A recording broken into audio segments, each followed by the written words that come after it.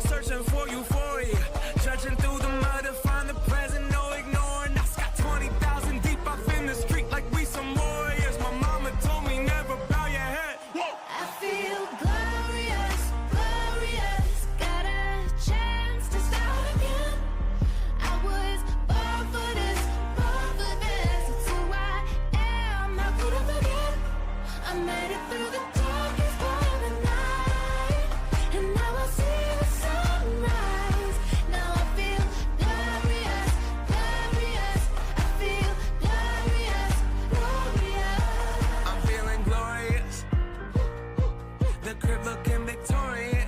Oh yes it is. You know that we've been going it since we hopped out that DeLorean. Yeah, we went. Welcome into Purple and Gold Talk, brought to you by the End Off the Bench podcast. My name is Jim Cross. I'm joined as always by the Ava Garza. It is late. I know, Ava, maybe past your bedtime, but we got to keep this train rolling. We got to talk to our guy, Marcos. But before we do, got to plug the sponsors. Chinook Seedery, 8 flavors, mild to wild, the best seeds in the game, less salt, no sandpaper tongue. If you want a tip, go out there, get some barbecue, get some cinnamon toast, mix them together. We call it the smoking toast.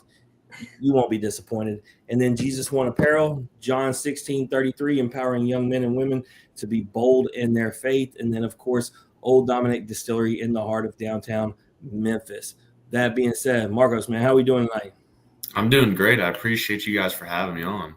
Absolutely. The entire fan base is excited about, what you bring. We're obviously going to get into your story. We know that, you had a setback that ultimately is maybe the reason why you're at LSU, but I believe that everything happens for a reason, and I'm pretty excited. But I want to start off something that I don't even have on the notes, Ava. This is towards you before we get to Marcos. Like, how glad are you that Florida's coach takes a break, Tennessee's coach leaves altogether. Our coach is just, going to the White House, living his best life, recruiting better than anybody. Like, how glad are you to be an LSU fan right now?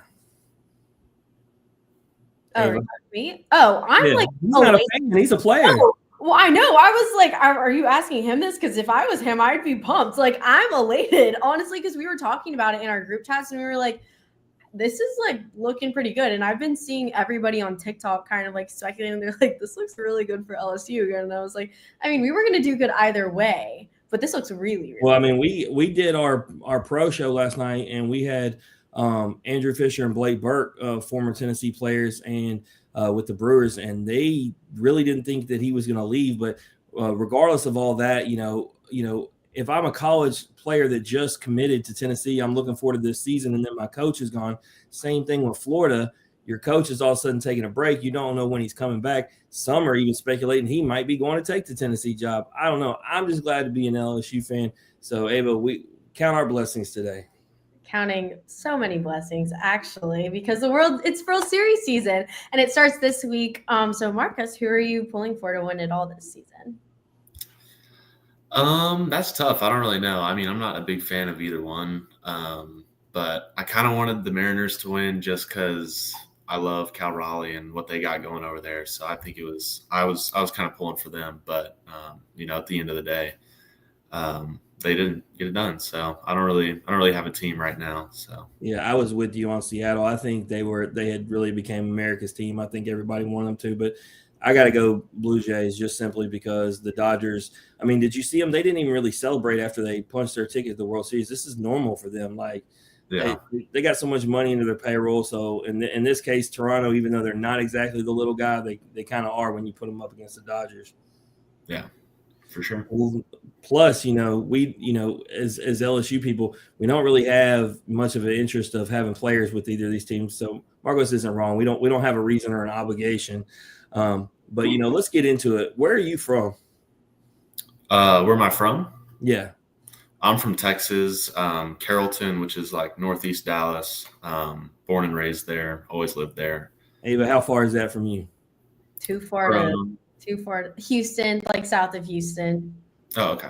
Mm-hmm. But she loves all things Texas. So the fact that you're from Texas, she's an automatic fan. We're like one big family over there. Yeah.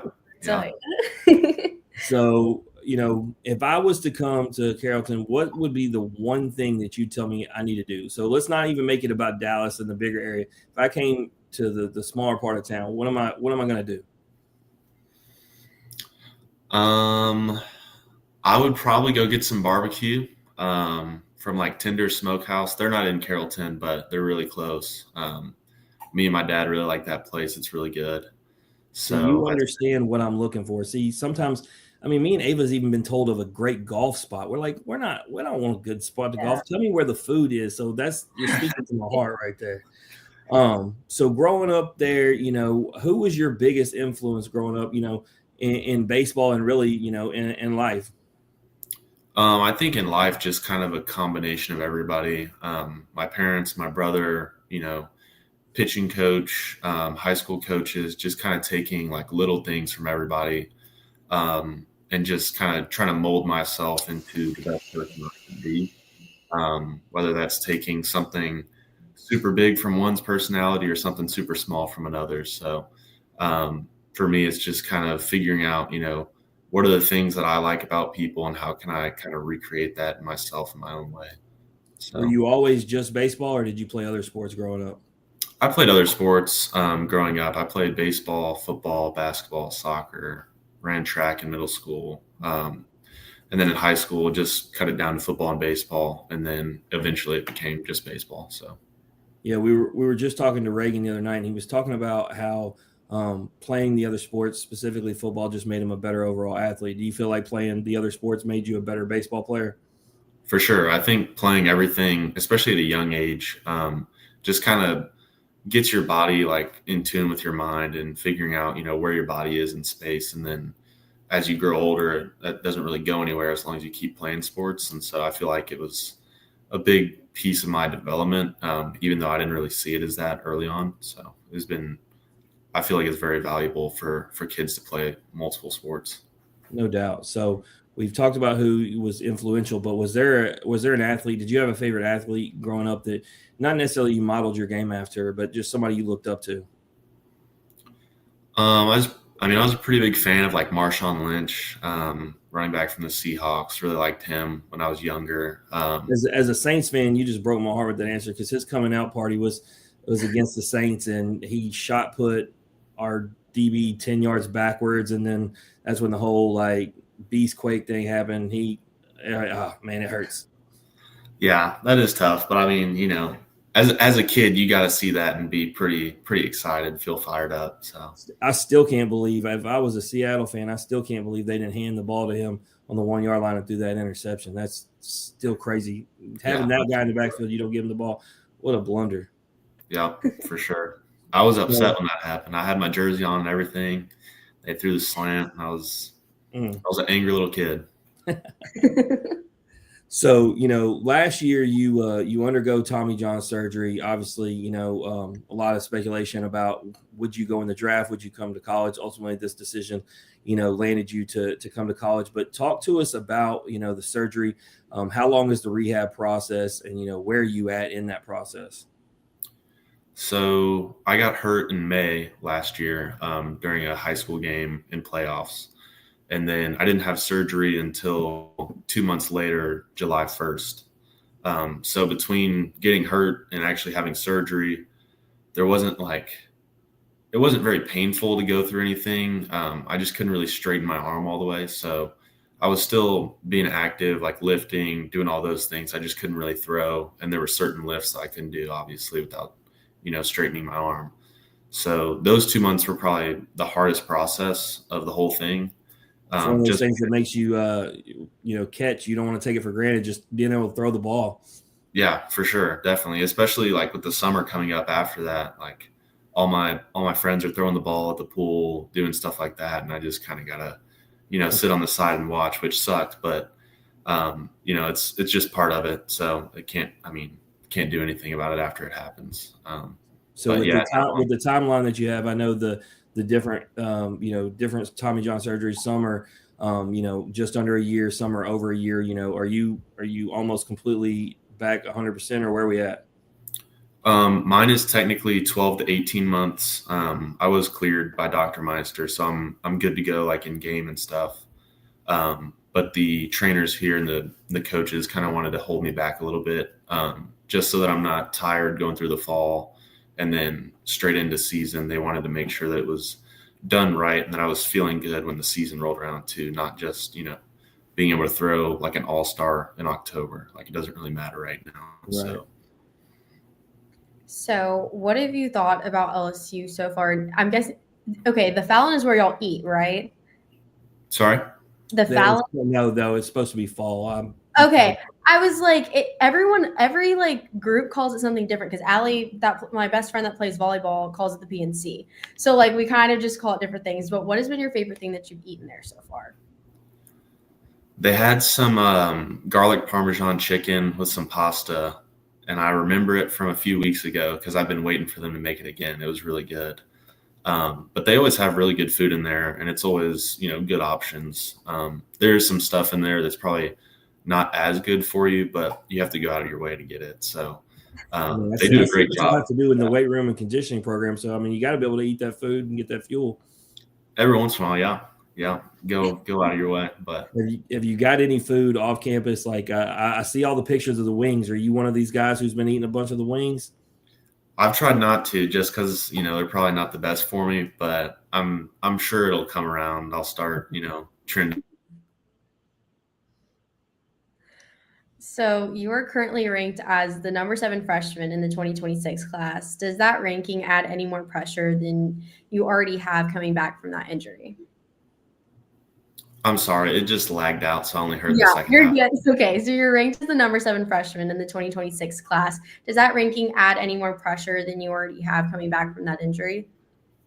Not necessarily. I mean, I feel like it's cool and everything to be ranked high or whatever, but at the end of the day, like, you still have to go out and perform, and there's always pressure to go perform. So I think knowing that there's always pressure, then there really is no pressure just because you get used to it and you expect it. So I don't really feel pressure to go out and perform or do anything. Like, I just expect to go out and, do what I'm trained to do and perform as best as I can. So last year I was at Alec Box all the time, and we had I would like to say some of the best walk-up songs in the entire college baseball. So have you just started to decide your walk-up music yet? And what are we possibly thinking? It'll definitely be country because I love country music. Probably Hank Williams Jr. He's been one of my guys. So I'm not sure which song yet, but there's a few that I'm kind of leaning towards. So we'll kind of figure that out as the season gets closer. The pictures is a bigger deal to me because the song plays longer, Ava. So you can't come with something just got a couple of clever lines, walk out there and step up play. You got to have something going for a solid couple minutes that the crowd can get down with. I always appreciate the pitchers that got the timing right. They know how long they're walking, and then they start the run out, and you're like, wow, that timing is chef's kiss perfect. Yeah, for sure. I'm sure there's a few guys who actually make that a bigger deal than it probably should be. But when it's done right, it's pretty legit. So talk about what you've seen this fall from the pitching staff and who has kind of stood out to you so far. Yeah, I think everybody's done a great job so far. Obviously, there's still work to be done. I think as a whole, just throwing more strikes is always, ideal. But I mean, the stuff is really good. Everybody's got loud stuff. I think one of the freshmen that stands out, Reagan, who was on a few nights ago, he's really, really talented dude. So I think, him just continuing, where he's going, getting a lot better. He's got really good stuff. So I think he could play a big role.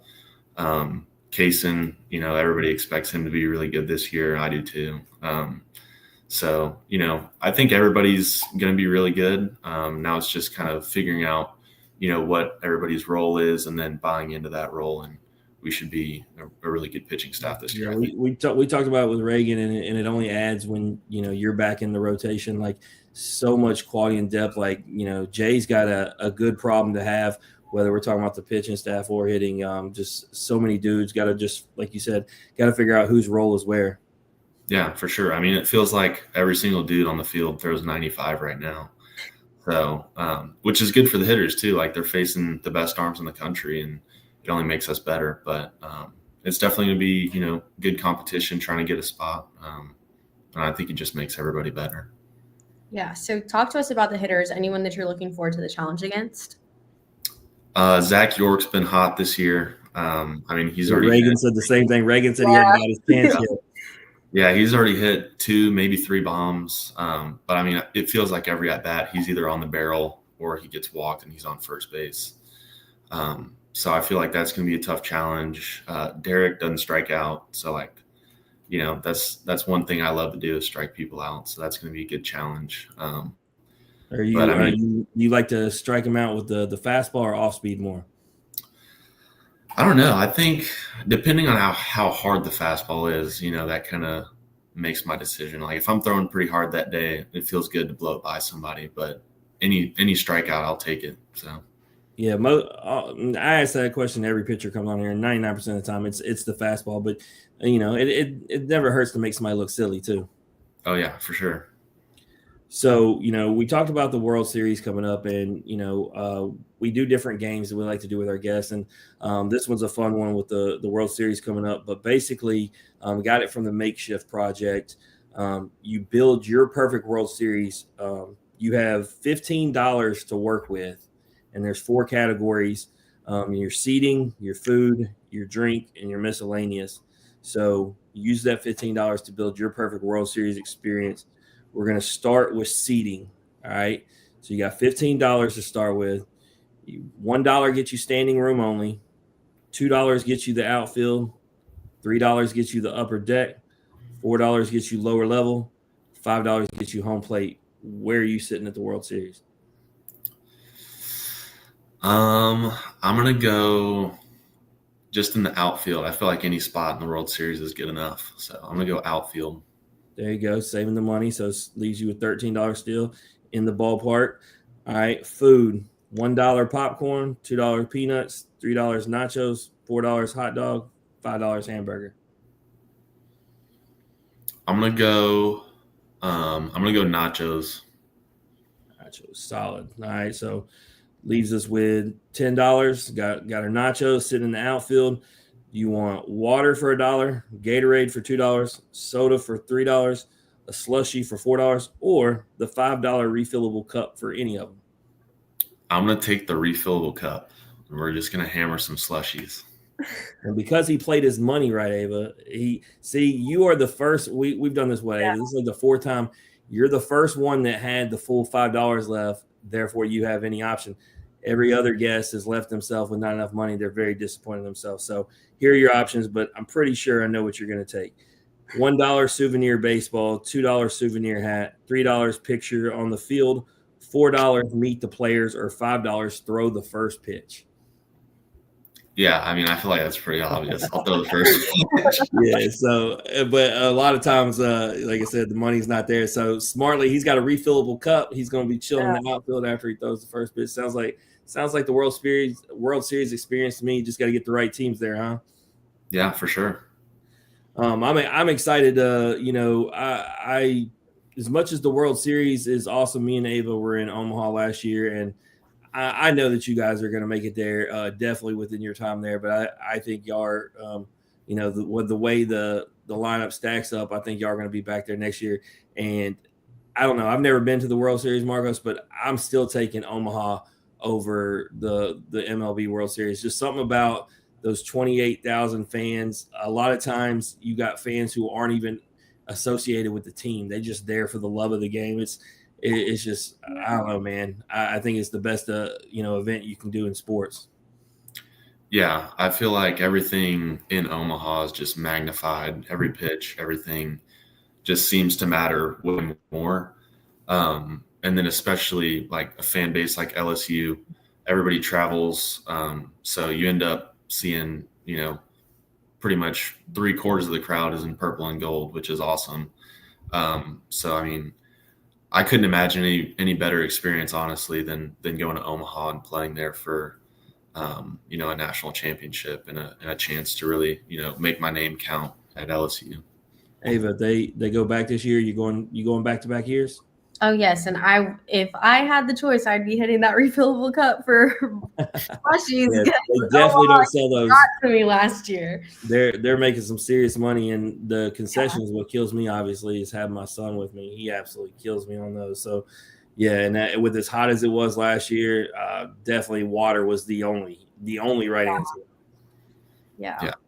But that is the game. That is the episode. Man, we're super stoked to have you on. I can't wait to see you pitch. The staff is doing it the right way. They're trying to protect you, but as soon as you cut it loose, me and Ava will be there to see it over at Alex Boxing. Can't wait. Awesome. Well, I appreciate you guys. Thank you very much. Absolutely. Before we close it out, is there anything that you want to plug or promote? I would say just want to shout out my pitching coach, Michael Schweiss, back home, and then both my parents and my brother, Ivan. Miss you guys. So, yeah. Perfect. Well, we'd like to thank you for joining us. If you like Marco's story and you love the purple and gold, please like and share on Facebook, retweet us on X, like and subscribe on YouTube, and give us a follow on Instagram. We still have baseball coming up next week. We'll have Braxton Beatty and Lawson McLeod on the show. Until then, love purple and live gold. Ooh, that was so good.